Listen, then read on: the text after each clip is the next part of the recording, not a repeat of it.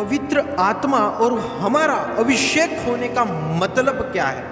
जब एक मसीह का, एक विश्वासी का जब उद्धार हो जाता है, जब वो पवित्र आत्मा को पा लेता है, जब उसका अभिषेक हो जाता है, तो उस अभिषेक और उस पवित्र आत्मा का अर्थ या मतलब, एक मनुष्य को मिलने का मतलब क्या है, इस वीडियो में मैं आपको बताने पे हूँ। कुछ वचन आपके सामने रखूंगा, उस वचन के मुताबिक मैं आपको अच्छे से, हम गौर से उस वचनों को हम पढ़ेंगे और देखेंगे कि बाइबल इस विषय में क्या कहती है। यूहन्ना 17वां अध्याय वचन 3 इस प्रकार लिखा हुआ है, और अनंत जीवन यह है कि वह तुझे अद्वितीय सच्चे परमेश्वर को और यीशु मसीह को जिसे तूने भेजा है जाने। बाइबल इस प्रकार कहती है कि जाने, यीशु को जाने। आपने यीशु को कितना जाना? जब तक हमारा आमना सामना यीशु के साथ नहीं होता, हमारा जीवन बदल नहीं सकता। अगर आपके पास यीशु आता है या आप यीशु के पास जाते हो, आपका जीवन ही बदल जाता है।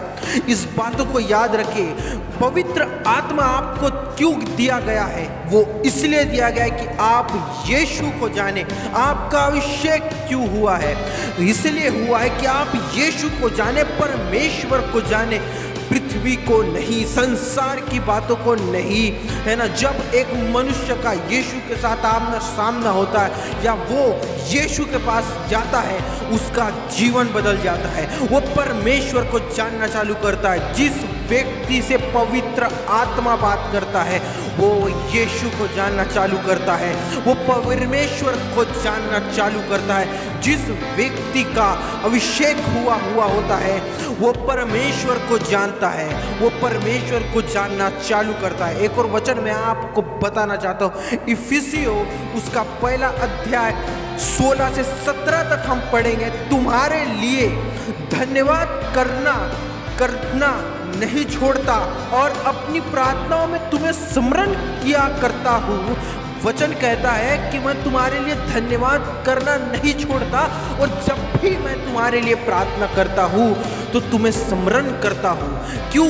क्योंकि तुम्हारा उद्धार हो गया है, तुम यीशु में आ गए हो, तुम विश्वासी बन गए हो, तुमने वचन को ग्रहण किया, तुम उस पाप वाले जीवन में थे, उस जीवन से बाहर निकले, तुम गुनाह में फंसे हुए थे, उस जीवन से तुम बाहर निकल के यीशु के पास आए। इसलिए मैं तुम्हें स्मरण करता हूँ। जब मैं प्रार्थना करता हूँ तो तुम्हें स्मरण करता हूँ और धन्यवाद देता हूँ परमेश्वर को कि वो तुम्हें वहाँ से बाहर निकाला, उसने तुम्हारा उद्धार कराया, उसने तुम्हें खुद के पास बुलाया। इसीलिए मैं परमेश्वर को धन्यवाद देता हूँ। और लिखा है कि हमारे प्रभु यीशु मसीह का परमेश्वर जो महिमा का पिता है, सोचिए, हमारा परमेश्वर महिमा का पिता है, तुम्हें अपनी पहचान में ज्ञान और प्रकाश का आत्मा दे।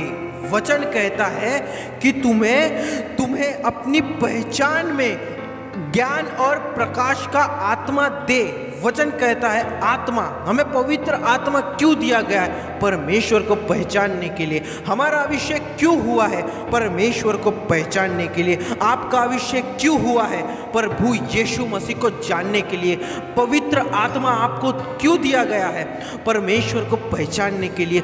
पवित्र आत्मा आपको पृथ्वी की बातें या पृथ्वी के काम या पृथ्वी की चीज़ों के लिए नहीं दिया गया है, अद्भुत काम दिखाने के लिए नहीं दिया गया है। यीशु के बारे में आपको खुद भी जानना है और यीशु के बारे में आपको लोगों को भी बताना है। इस ही कारण के लिए पवित्र आत्मा आपको दिया गया है। जो लोग पाप में फंसे हुए हैं, जैसे आपने यीशु को जाने, जैसे आपने पवित्र आत्मा पाई, जैसे आपने अभिषेक पाया, जैसे आपने उद्धार पाया, वैसे दूसरे भी पाए और दूसरे भी यीशु को जाने। इसी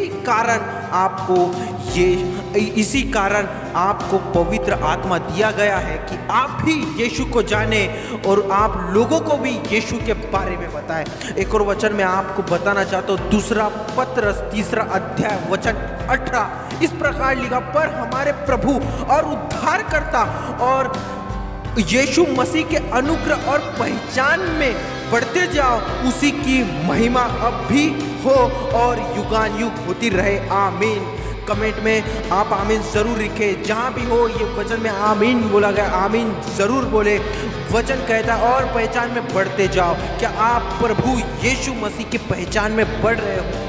क्या आप कितनी बाइबल पढ़ते हो? आपका उद्धार हो गया है, आप यीशु को जान चुके हो, आप वचन पर विश्वास कर लिए हो, लेकिन आपने यीशु को कितना जाना? आपने यीशु को कितना पहचाना? आपने यीशु के पास अपना टाइम कितना बिताया? बाइबल के साथ आप टाइम कितना बिता रहे हो? या विश्वासी बन के पृथ्वी में घूम रहे हो, या एक बाइबल पढ़ने वाले बन के पृथ्वी में घूम रहे हो? परमेश्वर के साथ कोई नाता नहीं है, प्रभु को नहीं जानते, प्रभु क्या सोचता है, क्या बोलता है मेरे साथ, प्रभु कौन से कामों को करना चाहो, ऐसे कौन से काम मैं करूं जिससे मेरा परमेश्वर खुश हो। ये बातों आपने की कि नहीं की? पवित्र आत्मा आपको मिल गया है, उद्धार आपका हो चुका है, अनुग्रह हो चुका है, आशीष मिल चुकी है, हर प्रकार की आशीष परमेश्वर ने आपको दी है, लेकिन आपने परमेश्वर को नहीं जाना। पवित्र आत्मा आपको क्यों दिया गया है? यीशु को जानने के लिए, परमेश्वर को जानने के लिए। आपका उद्धार क्यों हुआ? तो यीशु को जानने के लिए, परमेश्वर को जानने के लिए। आपका उद्धार खुद ही तक उस जानकारी को जो यीशु की पहचानने को, यीशु को पहचानने के लिए नहीं, यीशु को पहचानने के लिए आपका अनुग्रह नहीं हुआ है, आपको आशीष नहीं मिली है, पवित्र आत्मा नहीं मिला। आपको लोगों को भी यीशु की पहचान बतानी है कि ये परमेश्वर है, यही तुम्हारा पूरा पूरा उद्धार कर सकता है।